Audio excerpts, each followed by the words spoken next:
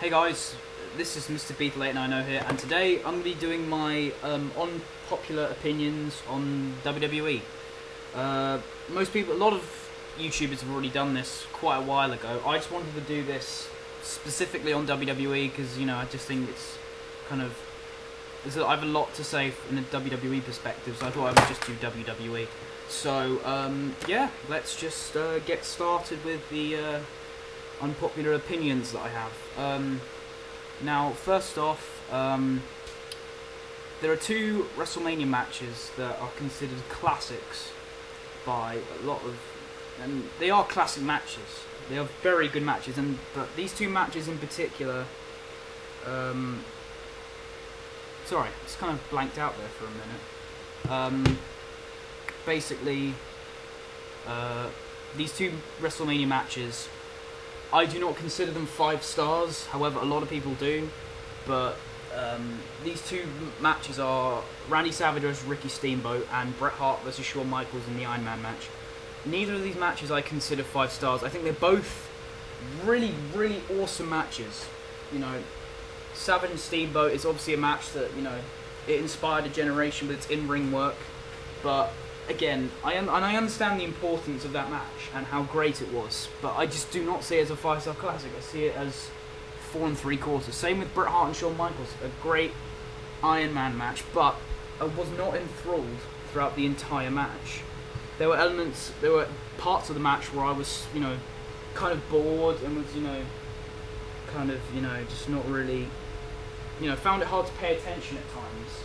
And yeah, I enjoyed like the last 15 minutes of the match were amazing, but you know, as an Iron Man match, it was a great match, but just not, you know, an amazing 5-star classic. But again, that's just my opinion. Second opinion, the 2006 reformation of DX, I didn't actually hate. I know a lot of people say how it was shit and it was unfunny and, you know, whatever. I kind of agree with that in the 2009 DX. I think that was dumb, having Hornswoggle in it. Just awful. I mean, but I think the 2006 DX was actually a lot more enjoyable.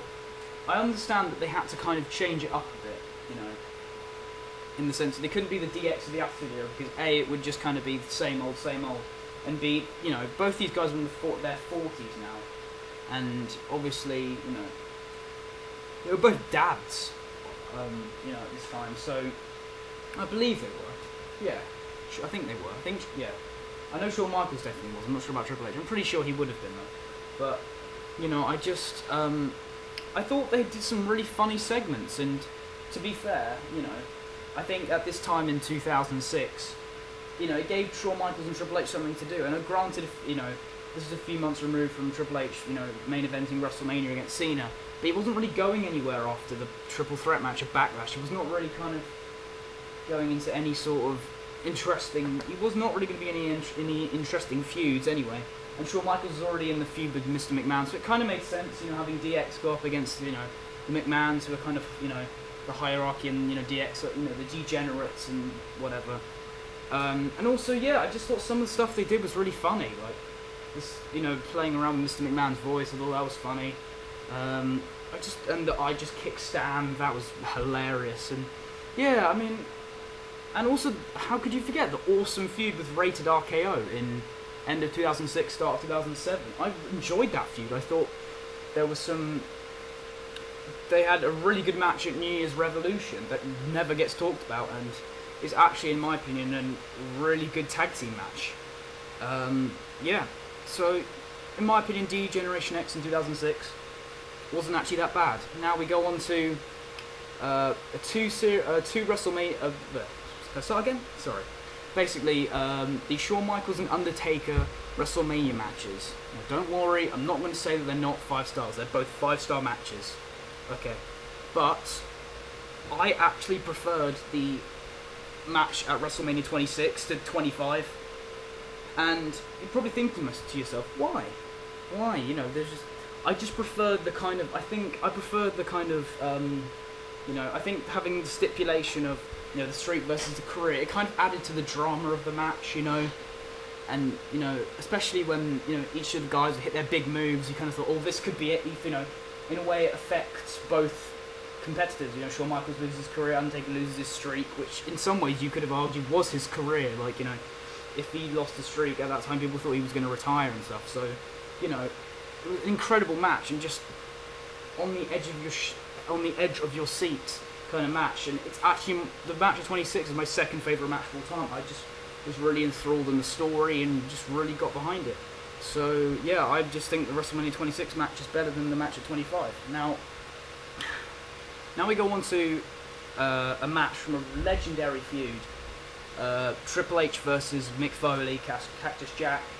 Obviously they had that awesome Street Fight at the Rumble, 5-star classic. However, I still think that their match at No Way Out in the Hell in the Cell is actually also 5 stars. And not just that, I also think it is better than the Street Fight from the Royal Rumble, and I think it's the best Hell in the Cell.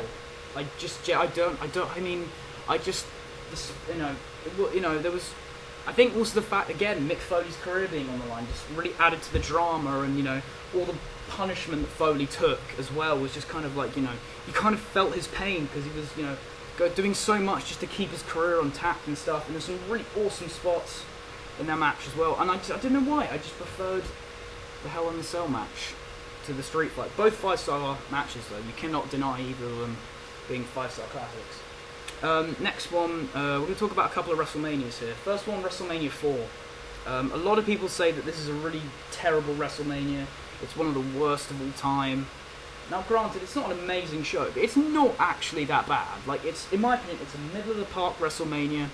You know, I mean, obviously it's not, it hasn't got great, you know, matches on there. I think the best match was probably Savage and DiBiase in the main event, but still, that was a good match. And there was some, you know, the undercard, you know, the other matches were somewhat okay. They weren't terrible, from what I remember. I think, you know, I think because there weren't any kind of outstanding matches, people just assumed that the show was terrible. But I think it was okay. I think you had some good undercard matches. I think there were a few shit ones on there, but yeah, I just didn't really hate WrestleMania 4. I thought the wrestling was, you know, was okay, and then the main event was good.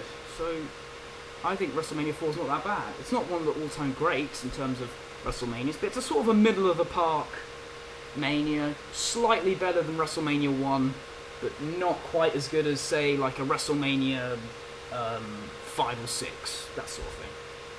And now, another WrestleMania that I really don't think is that bad, and people give it a lot of shit, but it's not that bad. WrestleMania 29. Now, granted, I remember going into this pay-per-view. In recent years, it's one of those WrestleManias I haven't really been hyped for.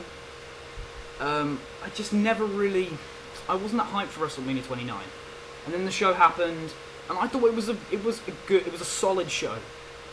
I know a lot of people have said the match was, the pay-per-view was terrible, and there was some, you know, lackluster, you know, there was a lot of, you know, lackluster matches and whatever. I thought the show was solid. I mean, I enjoyed the Punk Undertaker match. I thought that was awesome. Second best match of 2013. Triple H and Brock Lesnar had a good street fight. You know, nothing spectacular, but I thought it was a good street fight. And then Rock and Cena, yeah, it was disappointing, but not a terrible match. Like, I would say it was okay. And then the undercard really wasn't that bad. Like, the 6-man tag I thought was on par with, say, the Rock and Cena match, which is, you know, okay. The tag team title match was, you know, fine as well. And then, you know, the only really bad match I can really think of is the Ryback-Mark Henry match. But did anyone really expect that to be a good match at all? I mean, no offense to either guy, but they're not, when you put them in a ring together, not exactly going to make, you know, magic in the ring, are they? But yeah, WrestleMania 29, I think it's a solid show. I'd say, again, it's kind of a middle of the park Mania. I'd say probably between, you know, I would give it around about 7 out of 10. So that's kind of like, yeah, in the middle, high middle, I guess, that sort of thing. Anyway, now we go on to basically the match that I think is the greatest match of all time. Not not many people from what I know on YouTube and the internet in general. I mean, a lot of people always say how good this match is, but they never say it's the greatest match of all time. And personally, I think that the triple threat from WrestleMania 20 between Triple H, Shawn Michaels, and Chris Benoit is actually, in my opinion, it's my favourite, and I think it's the greatest match of all time. I just love the match. I love the storytelling. I love the chase. Say what you will about Benoit now, but he was a great wrestler. He was a great wrestling character. You know, he worked his arse off. They all did.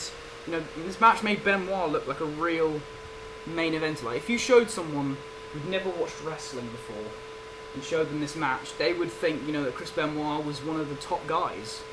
And you know what, for 2004 he was. He had a really good year, and I think that match was just really good. And the moment at the end with Eddie Guerrero was, you know, a nice moment at the time.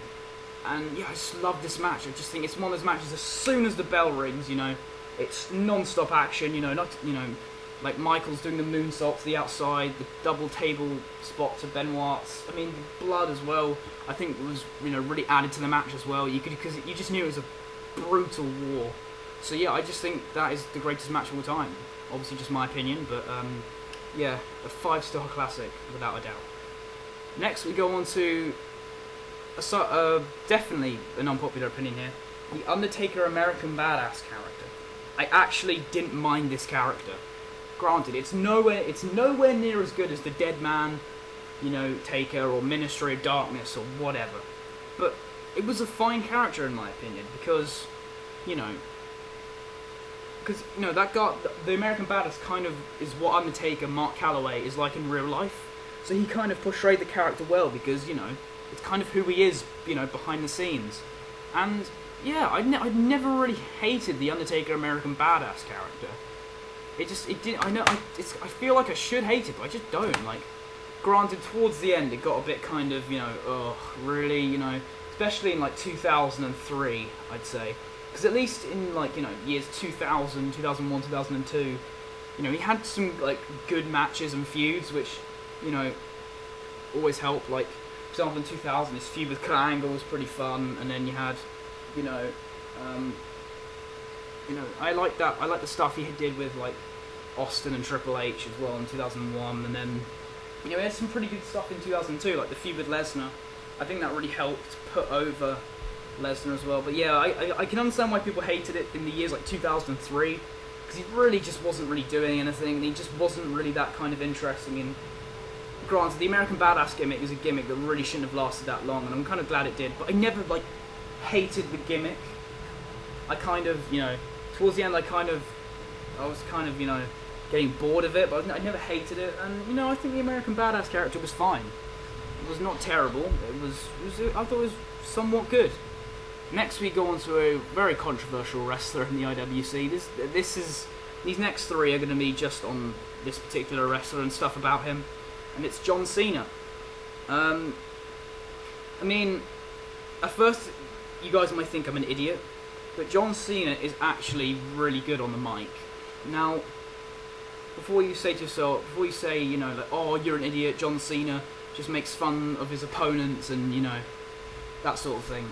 I see where you're coming from, but when, you know, when he's serious, when he's, you know, serious John Cena, you know, not Fruity Pebbles, you know, make you laugh, try and make you laugh, John Cena. He's actually really good. Like, for example, in the feud with Kevin Owens, when he cut that serious promo on Owens, you could tell how much he meant it, and, you know, you know, you believe everything he says when he's in that kind of serious Cena mode.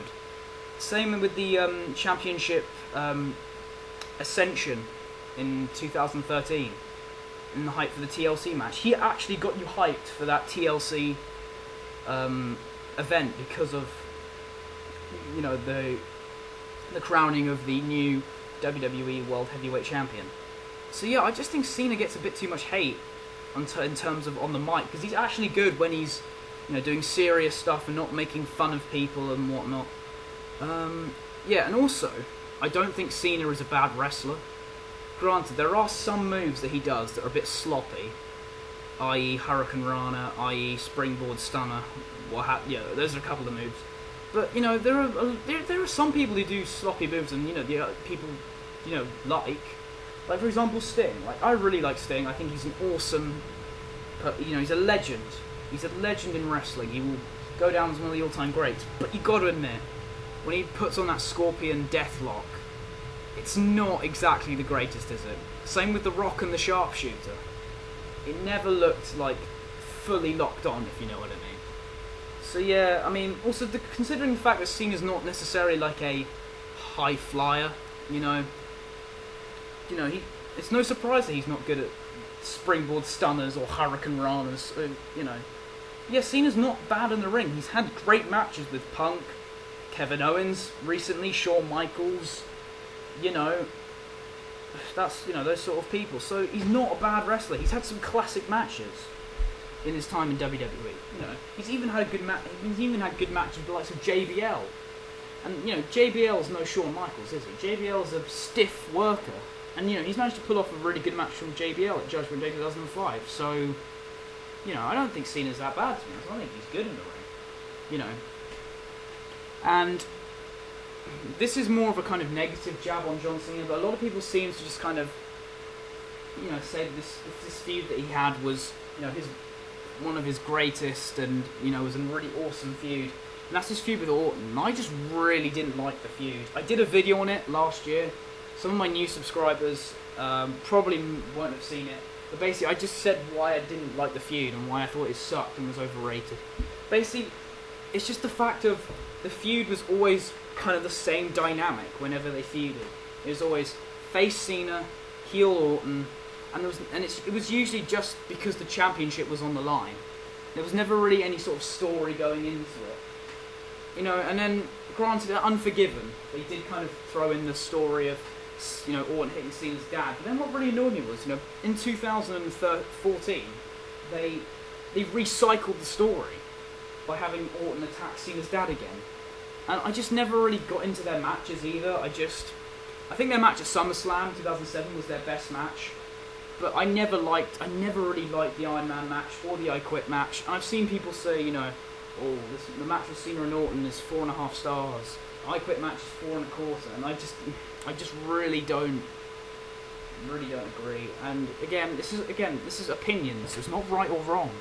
It's just what I think. And I know there are people out there who like these matches, but I just really don't. Apart from the match at SummerSlam, I think the good matches they've had are SummerSlam, and then the 2 Hell in the Cell matches. Those will probably be my top 3 Cena-Orton matches.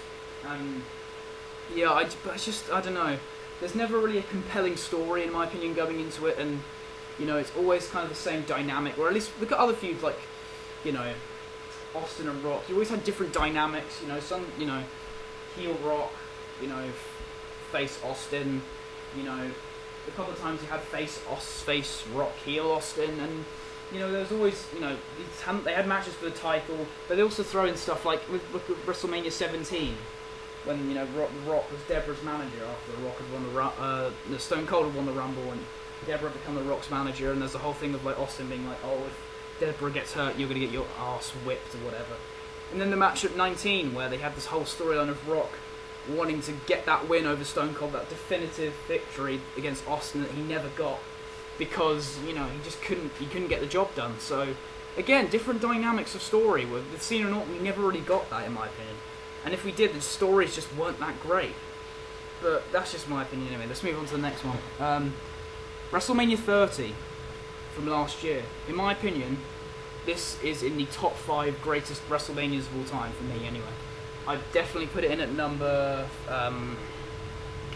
4 or 5. I can't remember where I put it in my video on top ranking WrestleManias. I think I put it 4 or 5, but I just really loved that show from start to finish.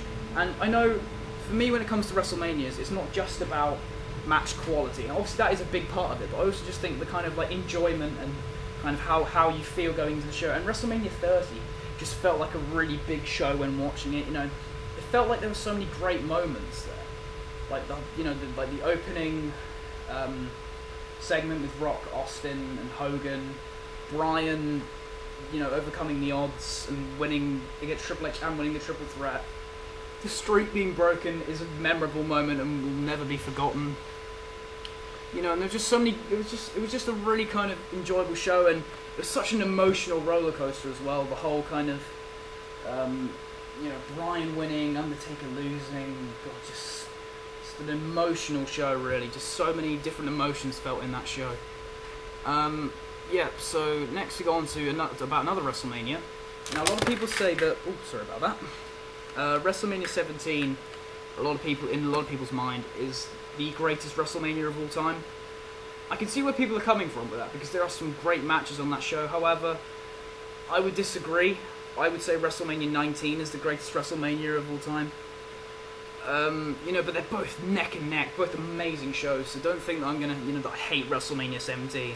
I actually do love the show, but I just think 19 was better in terms of, it felt more like a Mania in my opinion, and it, there were more better matches. Like, I think WrestleMania 19 in my opinion had 6 really good matches. You had the triple threat tag, you had the 2 world title matches, you had Hogan and Vince, I enjoyed that.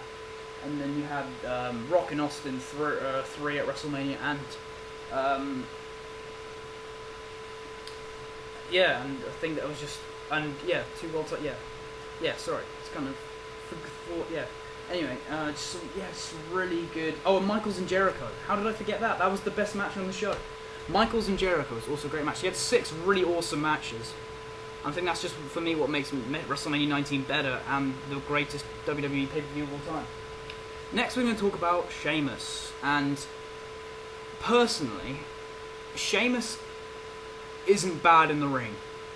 I know some people are going to say how he's stiff and he's terrible and he can't work and whatever.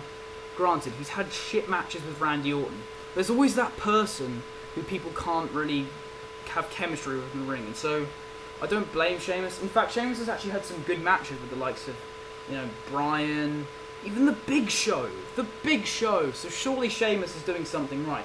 And also, recently, he had a good match with Dean Ambrose on Raw, at least in my opinion anyway. I think Sheamus is actually a good worker when he's put in with the right people. He's actually not bad in the ring, and I don't actually hate Sheamus as a character as well. I think I can understand why people hated him, say, in 2014-13, because he was quite stale, and he hadn't really done much since losing the World Heavyweight Championship. He just kind of became a bit stale, but his new reincarnation as a heel, I'm really enjoying it at the moment, and I don't hate the fact that he's actually won Money in the Bank.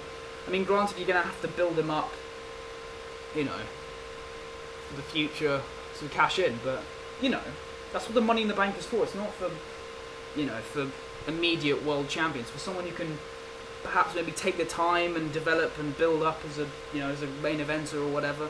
And before people say, oh, Sheamus isn't a fresh face in WWE, he's held world titles before. Holding a world title doesn't necessarily mean that you're a main eventer. Let's just take a look at this for a sec. So when he won the WWE title from Cena, it was in the middle of the show at TLC 2009. And then the Royal Rumble, he didn't main event. Elimination Chamber, the match started the show. And then WrestleMania, he did wrestle Triple H, a main eventer. Fair play, I'll give you that one. And when he did win the title back at Fatal 4-Way, it was in the main event, and he main evented against Cena. But at SummerSlam against Orton, middle of the card. Hell in the Cell against Orton, middle of the card. And then even when he was the World Heavyweight Champion, he never main evented. It was always CM Punk or John Cena. Sheamus has never really been a quote-unquote main eventer. So, in fact, I think he is kind of a fresh face on the main event scene, because he's never quite been there yet, in my opinion. Anyway, next on to Roman Reigns, and I think he gets way too much hate. Granted, he's not the best on the mic, but, I think his mic flaws only really show when he's given awful material. And, not many people can work with, awful material, so you can't really blame Roman Reigns in that respect. Also, people say, oh, he's terrible in the ring, he's so stiff, or he can't work a match. I'm sorry, but, have you seen his matches with... Did you see the match with Brock Lesnar? That, in my opinion, that was the best match on the WrestleMania 31 card. And, this is the same Brock Lesnar who... Lesnar's not bad in the ring before people start, complaining and stuff. This is a guy who had a dud of a match with Goldberg and hasn't always had the best matches. Let's be honest. He can have great matches, but he can also have shit matches. And also the match, I think Reigns pulled out a good match from The Big Show. The Big Show. I think that clearly shows that Reigns is clearly capable in the ring. He had a good match with Bryan at Fastlane as well. I think Roman Reigns is good in the ring. I don't see where this idea of him being shit comes from. When he was in the Shield, he was a part of some classic Shield matches. And you can't just say, oh, it was only Seth Rollins and Dean Ambrose carrying the match. Roman Reigns, a lot of the time, was kind of, the main man in Shield matches. He kind of got a lot of time because that was their way of showing, we're going to push him for the future. So I just think Roman Reigns gets way too much hate. Next, Kevin Nash, I think, gets quite a lot of hate, just in general. I think, obviously, his WWF title run in '95 wasn't great, I'll admit that. But, people just give him way too much shit, and I just think, people complain about his WCW booking and stuff, and you know what, yeah, I kind of agree. But the thing is, a lot of people would do the same. A lot of people. And, I think a lot of people who were kind of complaining about Nash and the way he booked would kind of do the same. They would make sure that the booking benefited them and their friends. And, people always complain how Nash was pretty awful in the ring. Again, I think that's... He's not, obviously, I'm not saying he's like a technical, a magnificent technician and is amazing, but he's not terrible in the ring. He's had good matches with Undertaker, Shawn Michaels, Bret Hart. I just don't see where this idea of him being terrible in the ring comes from. And people then always say, he only just does, punches and big boots and, hair flicks. I mean, I just think that's bollocks. He's had some really good matches, and the old saying goes, it takes two to tango. So it wasn't just the fact that he was in, with great in-ring workers. There was a factor of him being, somewhat good. So I think Kevin Nash gets just a bit too much hate as well. I think he's, he was, a good kind of big man wrestler. One of the better big men wrestlers, in my opinion. Also, now we go on to the Attitude Era, and it won't, and it shouldn't come back. The Attitude Era, I do not think should come back to wrestling. It's an era that happened, at a time when WWE were, competing against WCW in the Monday Night Wars, and they needed to become edgier to sort of win the war. And I just think, also the fact it wouldn't work today. WWE are more of a family-based company. They focus more on trying to get sponsors and stuff. And also the fact that PG is hurting WWE is just dumb. It's really not, because even in the 80s, WWE was PG, and that was when wrestling was in its kind of another boom period. And, SmackDown's been PG since its, debut in '99. I just don't see how PG is hurting wrestling when, we've seen great stuff from PG wrestling before in the past. It's just a fact of bad booking and writing. Anyway guys, thanks for watching this video. Please like and subscribe for more videos, and hope you enjoyed.